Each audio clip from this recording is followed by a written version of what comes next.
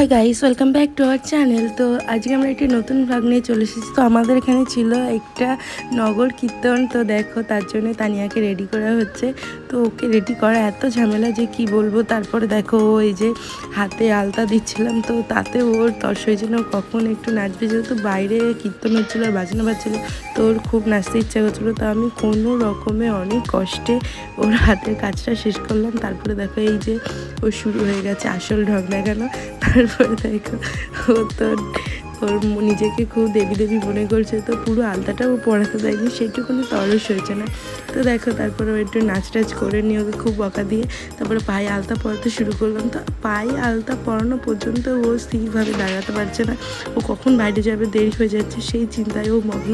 তারপরে দেখো, এই যে আলতা পরতে পরতে একটু নেচে নিচ্ছে। তারপর যাই হোক, অনেক কষ্ট করে ওকে আলতাটা পরানো শেষ করলাম। তো আলতা পরাতে পরাতে এত লেট হয়ে গেছে যে সবাই চলে এসেছে।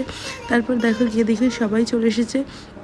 তো ওখানে প্রথমে নগর বেরোনোর আগে ওদেরকে একটু বরণ করে ওদেরকে একটু জল মিষ্টি সবাই খাইয়ে দিল। তারপর আমরা বেরিয়ে পড়লাম। তো আমাদের সাথে এই কৃষ্ণ গ্রোমামনও আমাদের সাথে বেরিয়ে পড়েছে। তো খুব খুব খুব ভালো লাগছিল।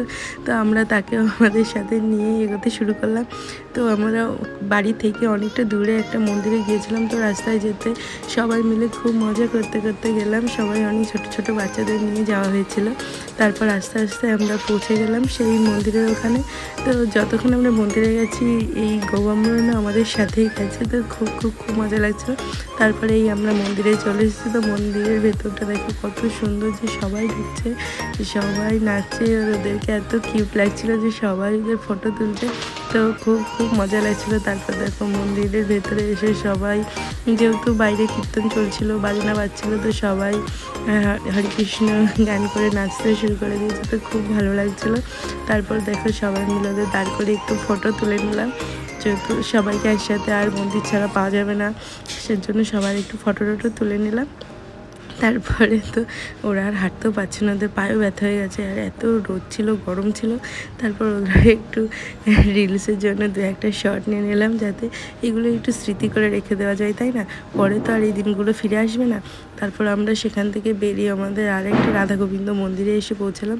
তো এই মন্দিরটা আমাদের অনেক জাগ্রত একটি মন্দির, অনেক বছরের পুরনো। তো সেখানেও সবাই মিলে আমরা চলে আসলাম। সেখানে এসে ওদেরকে একটু বরণ টরণ করে নেওয়া হলো। তারপরে ওদের খুব জল তেষ্টা পেয়ে গেছিলো, এত দূর হেঁটে এসেছে। তো ওরা আর হাঁটতে পারছিল না। প্রায় 3-4টে পাড়া পরে আমরা এই মন্দিরে এসেছি। তো ওরা হাঁটতে পারছিল না, খুব খুব খুব কষ্ট হচ্ছিলো। এত রোদ গরম, ওদেরও তো কষ্ট হয়, তাই না? আর ওরা এত খালি পায়ে এতটা রাস্তা হাঁটছে, ওদের পায়েও ব্যথা করছিলো। তারপর আমি একটু ওদের জল খাইয়ে দিলাম। তো ওদের এত জল তেষ্টা পেয়েছে, তো হাঁসফাঁস করছে দেখি জল তেষ্টায়। তারপরে সবাইকে একটু করে জল খাইয়ে দিলাম।